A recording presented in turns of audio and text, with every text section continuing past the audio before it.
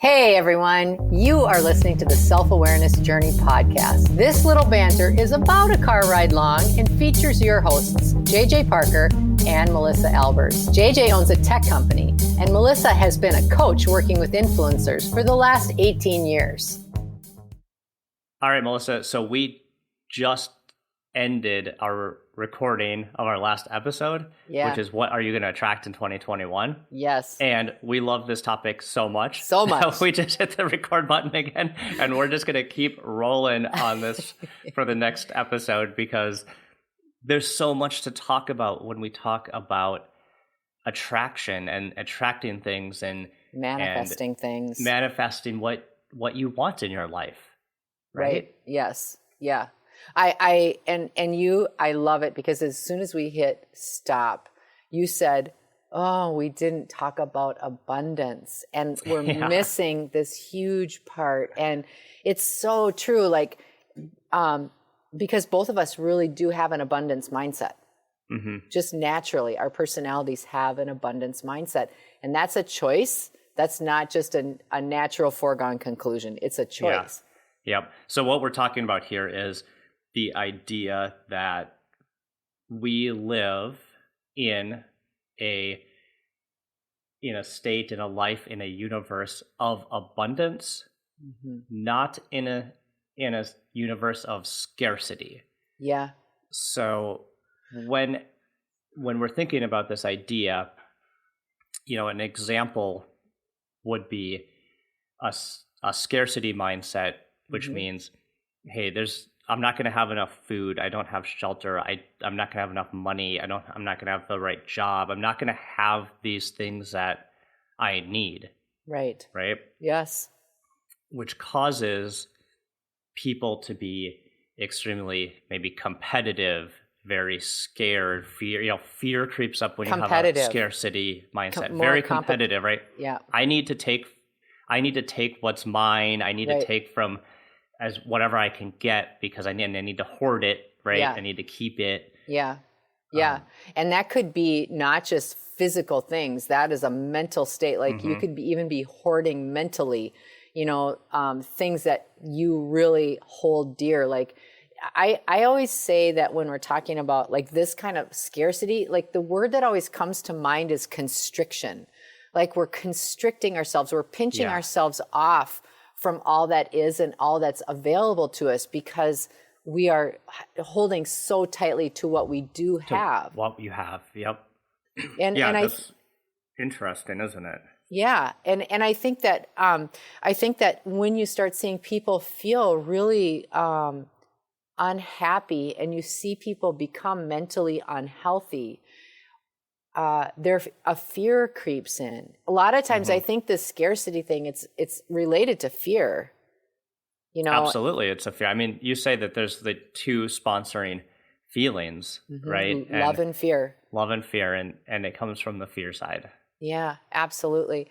But then there's also this abundant side. And this is, like when you hear people like, motivational speakers and stuff like that talking about you can have all these things. We're really not talking about that kind of false abundance. It's like I'm referring more to like the sense of the awareness that you really can have whatever it is that you want, and you will attract more and more of what you already have. Right? Yeah. Well, for me, here's a thing that I do that is in this abundance mindset, and I don't want this to come off bad or like conceited or something, but like around money, like I just really don't worry about money. Like my philosophy is I'll just get more money. Right. Like, no, I do that too. Like this idea, like if we donate a bunch of money, like we'll just donate a bunch of money to help other people. And what will happen to us is not a fear thing for me. It's not like, oh, we're going to give away all our money. It's like, nope, I'm going to give some money away. And then more money will just come. Right. right? Yes, that's how I feel too. That's just how it works. That's so funny. Do you know that is so funny? I don't think about we have the lack never of money. I only think about the getting like, and having of. I just have it, and it comes in different ways, and I just don't even worry about it. Yeah, and this isn't because of any economic or social status. This is a core belief. Yeah, like this is a core belief. This is a treating money like it's a resource, and that resources are plentiful. Yeah. And that's, of all the years you and I have worked together and had some really deep conversations, we've actually never talked about our relationship with money before. Yeah, we don't talk about that very often, do we? Even when we were closing down Coreology, and we had lost a lot of money, and both of us had to write big checks. Big checks. And it was sad. And we were so sad about everything coming to an end. Even though we were there, we never even talked about how are we going to do this? There's not going to be any more. What are we going to do? We'd never, ever even talk like that. Isn't that interesting? And now I think it's because both of us have this exact same core belief, is that whatever resource is important to us, there is an abundance and a flow. Mm-hmm. Yeah, flow is a good word. Yeah. Is it just... Yeah. Trying to articulate. It's hard to sometimes articulate these feelings, right? I know, it really is. With words. I always say that language is a bad, abstraction on your feelings. There's not enough. Yeah. We've never created words to explain a lot of the things that happen in the universe. And we're definitely edging on one of them that is hard to explain with words, how we think all this works. Yeah. And exactly. Well, just like they always say that too, like when you learn a second language, it's the same thing. It's like you can't possibly translate your feelings in a second language, and because the words aren't exact, like they don't even measure that way either, right? So it's very, very difficult. But let me ask you this, let's just talk about, I'd be really interested to hear from you. Let's talk about scarcity for a little bit. Mm-hmm. How do you recognize scarcity in your world? Like whether it be the people that you're around, or when do you notice the energy of scarcity the most? Let's see. In my, I hear that question. I think about are you asking for when I recognize it in myself or when I recognize it in other people? Anything. I'm just curious to hear your thinking about it. Yeah. Well, again, to me, the scarcity mindset, when I see it in other people, it really comes up as fear. It's what if we don't have enough money? And it seems to always be around the words, what if? Interesting. Okay, that's interesting. Right? It's what if we lose our house? What if we lose our jobs? What if? Mm-hmm. And to me, that level of worrying and I wouldn't even call it contingency planning. Yeah. Right? It's just straight worrying that you won't have enough. Yeah. And I don't want to downplay that worry because it's real. A lot of people are really worried about that. Right. That's true. But as we talk about things like the law of attraction and creating our experience around us, mm-hmm. that what if thinking is, to me, it's dangerous thinking. It's very constricting again. It's very constricting. Yeah. And mm-hmm. And for me personally, it's the kind of thinking that I don't allow myself mm-hmm. to turn into a habit. Yeah. Sometimes I find myself saying, oh, what if, mm-hmm. what if this happens? But then you're like, oh, there's the what if.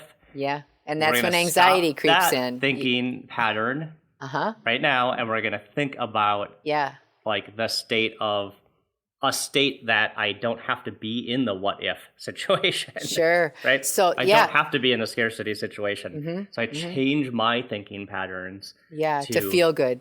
To feel better. Yeah, in a feeling of having and not a feeling of scared. Well, I just wanted to ask, because we're focusing on the word scarcity and abundance, and we're focusing on money. But I actually think that if we took money off the table and we talked about these two words as energy only, that becomes really interesting too. Like, you can be in the room with people who have a scarcity mindset. And it might not even be straight fear of It might not even be a straight fear of something so dramatic as the loss of a house or something like that. It could be just a standard pattern of thinking. Like, people that have a lot of scarcity mentality oftentimes will be very competitive with coworkers. They will want to have more attention from a boss or from someone of influence in their workplace, because they're afraid that that attention that they got will be the only attention that they ever do get. Yeah. Or if there's a certain amount of budgetary, or there's a certain amount of space available in a constricted office, that there is this sense of scarcity. Like, if I don't map out my fences and I don't get as much as possible in this moment, there will never be another moment for me to recover. Yeah. Well, so to push it farther outside the actual, like, scarcity of resources or objects or money or things like that. Talk about the abundance or the scarcity of feeling loved. Yeah. Yes. Right. Yeah. Like, that's really interesting. If you are in abundance mindset when it comes to love, like, you'll have that feeling surround you. Yes. Right. Yeah. But if you think, oh, no one will ever love me, I'm not the kind of person that people can love. And, or you're very, or you don't put that out yourself, right? Yeah. Like, it's a scarce resource that is hard for you to even produce. Yeah. You're not going to get that feeling very much. Yeah. That's such a great, that is such a deep thinking pattern. Like, thinking about that's really interesting. Because too, like, if you think about, like, younger relationships, like when you have a significant other relationship, if you have a more scarcity mindset, often what that looks like is wanting to be a lot more controlling of the relationships that you have. Again, because there's this big fear that these are the only relationships that I have. I need to get everything that I can in this moment from this relationship, because what if it's not there tomorrow? Or it happens so often. It happens so often without us actually recognizing what that is. Yep. Yeah, that's a really interesting one, isn't it? Because we all probably had relationships, especially like romantic relationships, where when we were younger, it was like, this is the only thing. This is the only time. This is the only one. Is a very scarce mindset. Yeah. Whereas maybe as we mature, we start to understand that, hey, that wasn't the only one. And I'll have other relationships in the future. Yeah. You can sense scarcity in people a mile away. You can sense when someone is constricted. You can sense when they have that more competitive mindset. You sense when they have, that's that whole actor self that we talk about in the self-awareness journey. That whole armoring up, because I'm afraid. I'm afraid that the resources that I have, the relationships I have, the things I have, the people around me, the opportunities for me are very short-lived, and I just got lucky. They're not going to come around again, so therefore I need to act very different to keep them and hold on to them and keep my fist very tightly closed around them, and that's that constriction piece again. Yeah. The other way I like to think about abundance and scarcity is around creativity. Oh, interesting. Right, and art. Oh, yeah. Because, tell me more about that. Well, so we're all creative, right? We're all creating all of the time. Whether you think whether you're going to label yourself as an artist or not, you are an artist. And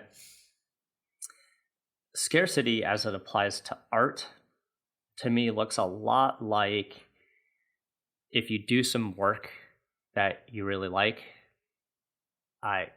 you can really easily think like, wow, that was like my best idea ever. Yes. I'm never going to have this kind of idea again. I've totally like had that. I've had that. Inspiration struck, and this is my one and only time, and I better make the best of it because this is the peak, and I'll never have an idea again. Right? You just actually uncovered one of my scarcity mindsets that I never knew I had.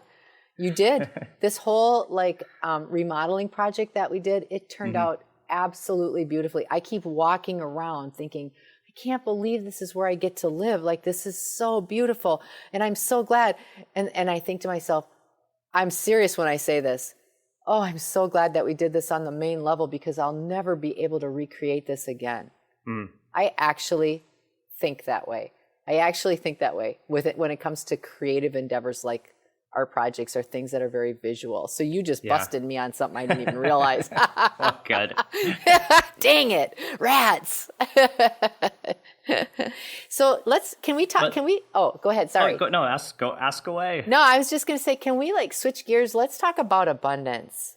Yes. Well, that's where I was going to go to. Abundance in an abundance mindset in creative endeavors to me means that your creative well is infinitely deep.